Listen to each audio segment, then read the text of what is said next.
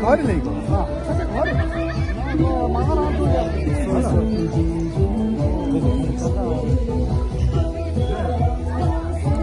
아까 타게 가나? 한 일. 가래. 자,